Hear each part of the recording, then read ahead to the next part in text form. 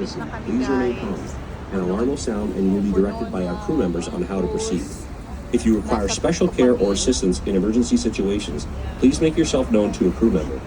For your own safety, please do not stand on the benches. Do not climb, sit, or stand on the rails. If you have children, please keep them in your sight at all times.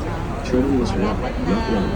The decks may become wet and slippery. When moving about the vessel, please watch your step and hold onto the handrail, especially when going up or down stairs or disembarking.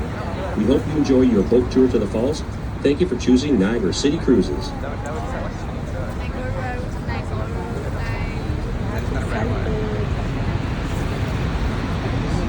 Aking bunchuchay.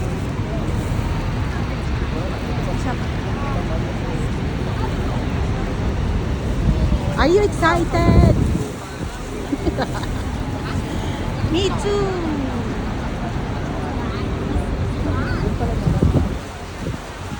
Punta na kami doon.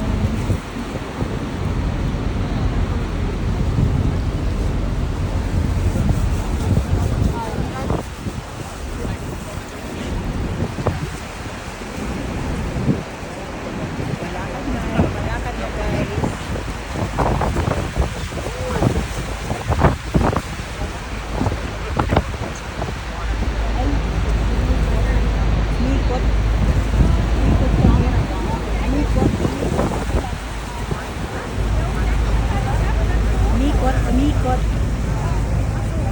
Wow. Umikot. Woo! Sun, where's the rainbow? Oh, the rainbow bridge. Ayan na. Oh, babalik. Kasi lalapit tayo doon sa ano. Yeah. Lalapit tayo doon sa falls.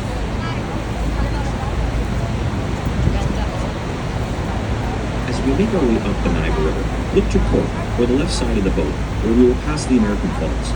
It can best be described as the American side of Niagara Falls, which in comparison is a smaller waterfall that lies far to the left of the Horseshoe Falls and is located between Prospect Point and Luna Island. According to scientific study and historical research, it has been concluded that the American Falls will eventually transform into a succession of descending rapids due to natural forces of erosion. The high flow rate of water causes the fall of large sections of bedrock from the American Falls, which is composed of soft shale and limestone. Though the height of the American Falls is higher than the Canadian counterpart, no daredevil ever preferred to go over the American Falls. All stunts were performed from the Canadian Horseshoe Falls, which is more popular with its immense water flow rate and shape. The height of the American Falls stands at 180 feet or 56 meters high.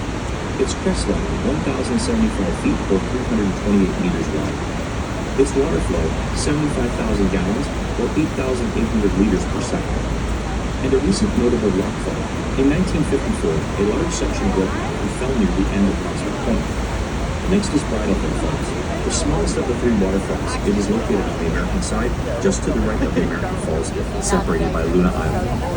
Goat Island is much larger and separates the American and Bridal Hill Falls from the Canadian Horseshoe. The height of Bridal Hill Falls is 181 feet or 55 meters and remains the smallest waterfall compared with two counties.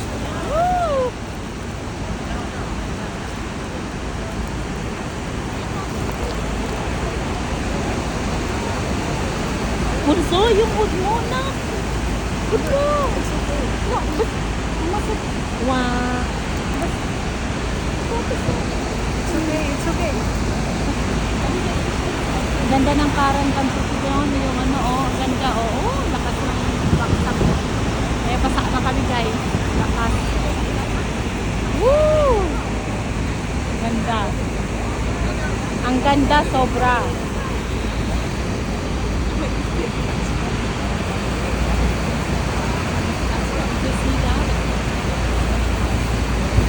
Wow.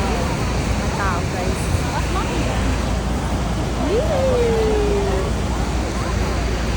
Yan, pabalik na yung isa. Balik na guys yung isa. Maganda doon sa malapit. US side na ito guys. US side. Yan. Tingnan nyo yung mga nakapila na yan sa US side na yan.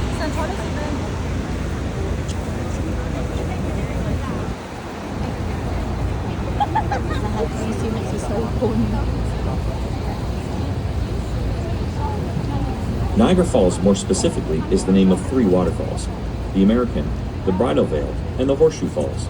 The Canadian side of Niagara Falls, with the highest flow rate and natural beauty located between Goat Island and Table Rock, is known as the Horseshoe Falls.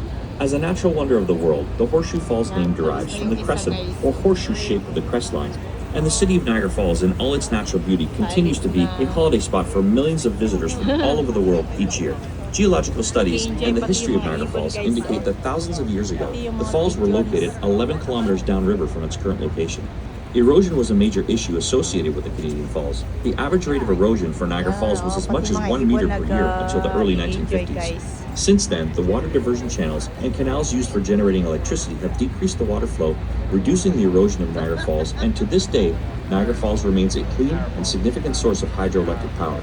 There are over 500 waterfalls in the world taller, but Niagara Falls is the biggest waterfall in the world for volume of water flowing at an average of 750,000 gallons per second. Niagara Falls' interesting facts include the white foam floating on the water is dissolved limestone and is created naturally due to the massive erosion forces of falling water. The height of the Canadian Falls is 170 feet or 52 meters. The estimated crest line is 2,200 feet or 670 meters wide, and the depth of the river at the base of the falls is 184 feet or 56 meters deep. Witness the awesome natural beauty and power of Niagara Falls. Woo, guys. Did you see that? Woo! Wow, amazing. Ang daming tao. Kala mo mga ibon o mga tao yan. Kaway ka din mo, kaway ka. Woo!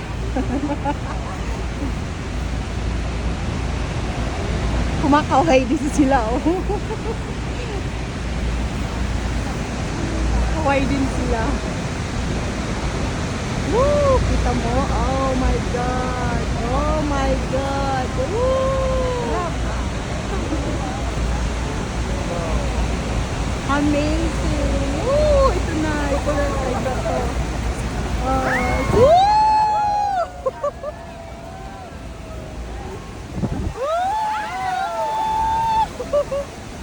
Sabi ko, hawakan mo! No! Bababas na ka talaga as in. Woo!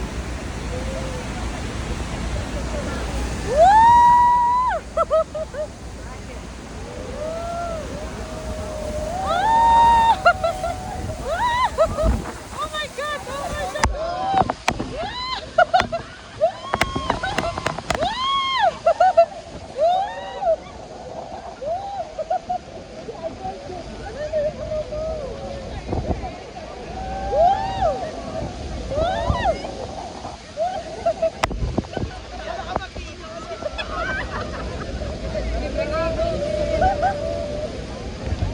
Shampoo later!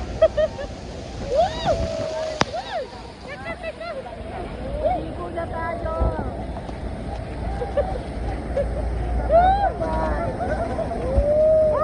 Talagang sumadsad, oh! Sumadsad talaga sa loob!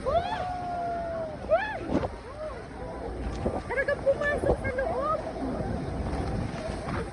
Woo! Asan yung pagbuto? I got it.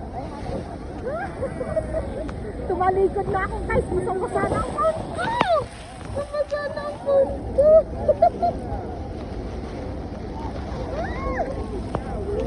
Oh my God. Woo! Ah!